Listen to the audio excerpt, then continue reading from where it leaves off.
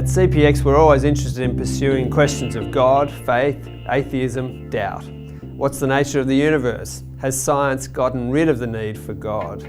Well, someone who's well placed to take part in that discussion is Dr. William Lane Craig, philosopher, author of over 30 books, and someone who has for decades engaged with non-believers, as he has made the case that Christian faith is both reasonable and rational. Dr. Craig is Research Professor of Philosophy at the Talbot School of Theology in California. His website is reasonablefaith.org. Well, Dr. William Lane Craig, so good to have you in the studio. Thanks for coming. My pleasure. Now, I want to ask you about new atheism. It's been very much on the front foot in the last 10 years or so. I wonder if you could comment on where you think this has come from and also where it's going. All right. I think what distinguishes the new atheism from the old atheism is that these people want to eliminate religion not only from the public square, but even from the private sphere. They want to see religion exterminated entirely from society, and so they're extremely aggressive. And I think that this grows partly out of a reaction to the rise of Islamic jihadism and the use of violence in the name of religion. These folks, unfortunately, do not have a very nuanced view of religion, and so they tar them all with the same brush and think that even those who follow the ethics of Jesus are somehow dangerous to society. Yeah, is there a sense in which this has nonetheless brought up some important questions that are now being discussed, at least in this country, more than they were? Yes, fair enough, and I think it has awakened a need among ordinary Christian lay people for being equipped in the defense of the faith, being able to articulate what they believe and why they believe it.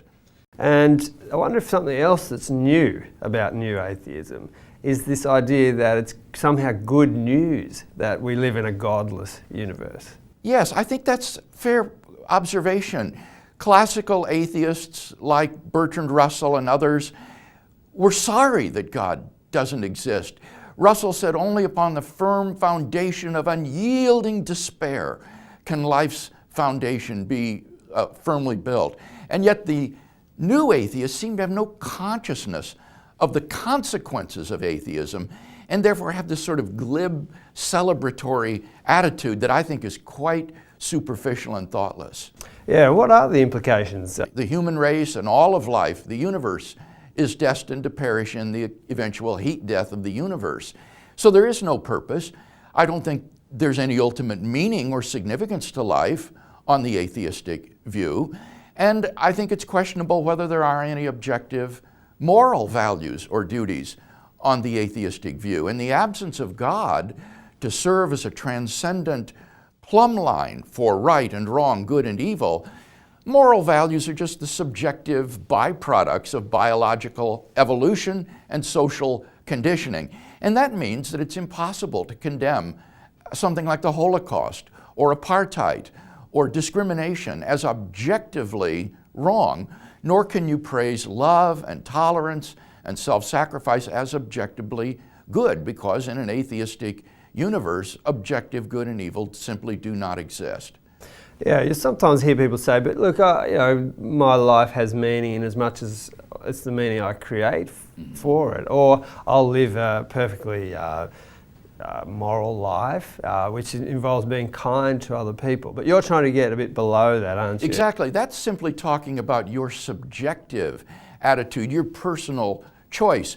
But on an atheistic view, the decision between being an Adolf Hitler and a Mother Teresa is like choosing between Burger King and McDonald's.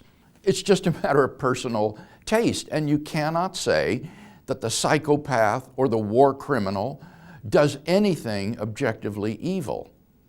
Even Mother Teresa comes in with some criticism from people like Christopher Hitchens. That's part of a kind of a resentment of the institutional church, isn't it? Do you think that's part of what's there? It seems to be. How else could you explain such vitriolic attacks upon someone who has given her life self-sacrificially for the care of the poor and the needy? It's astonishing, the vitriol that characterizes much of the rhetoric of the new atheism.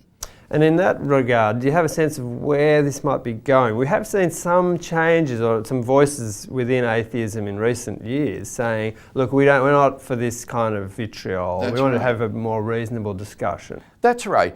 I think that it's important to understand that the new atheism is a pop cultural phenomenon. It does not represent the direction in which the academy, the intellectuals are moving, which I think is quite the opposite direction.